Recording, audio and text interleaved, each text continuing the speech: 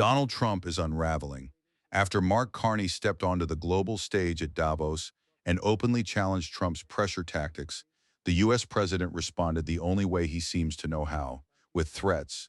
This time, he's threatening Canada with a 100% tariff on all Canadian goods entering the United States. Not because Canada violated any rules or posed a security risk, but because Trump lost control of the narrative and he knows it. This isn't strength, it's panic. In a Truth Social post, Trump warned that if Canada moves forward with trade cooperation with China, every Canadian product entering the U.S. would face a 100% tariff. No selective measures, no targeted retaliation, just a blanket economic threat. He claimed China would eat Canada alive and accused Canada of becoming a drop-off point for Chinese goods. This wasn't policy analysis. It was a public threat designed to intimidate. Trump isn't reacting because of China. He's reacting because he's losing control everywhere. Allies don't trust him. Markets don't believe him. At home, he's under pressure from both political opponents and voters exhausted by chaos. And now something he never expected has happened. A country he assumed he could control has stopped listening. More on this post. What do we know so far? Well, we know it now appears certain, coming out of the Prime Minister's trade trip to China and that widely well-received speech in Davos at the World Economic Forum, that President Trump has Canada in his crosshairs, posting this on social media. If Governor Carney thinks he's going to make Canada a drop-off port for China to send goods and products into the United States, he is sorely mistaken. China will eat Canada alive, completely devour it. Threatening then, if Canada makes a deal with China, it will immediately be hit with a 100% tariff against all Canadian goods and products coming into the USA. Carney came out of that meeting with China last week with a preliminary deal to lower tariffs on Chinese electric vehicles coming into Canada in return for lower tariffs on canola products for China. And here's what Trump initially said when he was asked for a reaction to that deal. For decades, Canada followed Washington's playbook. Take the hit, stay dependent, don't deviate. Under Mark Carney, that era ended. Canada diversified its trade, built alternatives, and stopped asking for U.S. permission. Trump sees exactly why that scares him. Canada isn't just trading with China. It's positioning itself to build Chinese technology inside Canada.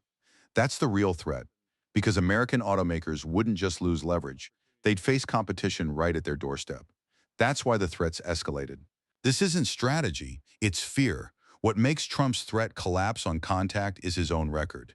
Just days earlier, when asked about Canada signing a deal with China, Trump said it was a good thing and even encouraged it. Now suddenly the same deal is framed as an existential threat. Nothing about the agreement changed. What changed was Mark Carney's Davos speech. That speech, calling out coercion, warning against tariffs as weapons, and urging middle powers to stand together, hit Trump where he's weakest, his authority. Carney didn't shout or insult anyone.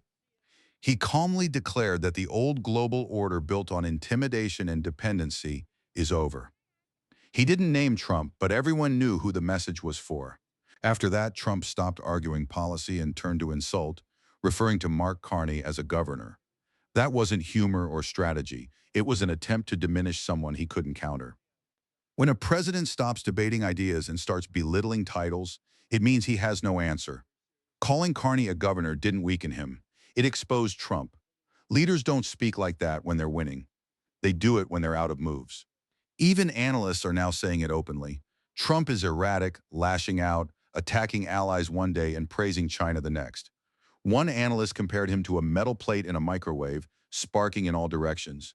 This tariff threat isn't a strategy, it's a reaction. Trump believes tariffs work because countries are dependent.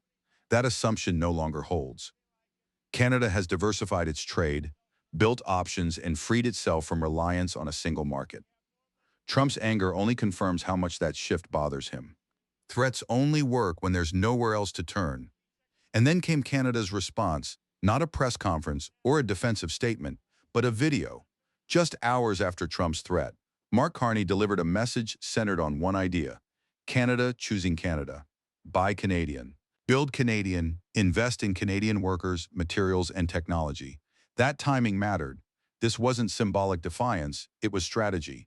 Carney made it clear that while Canada can't control what other nations do, it can control itself.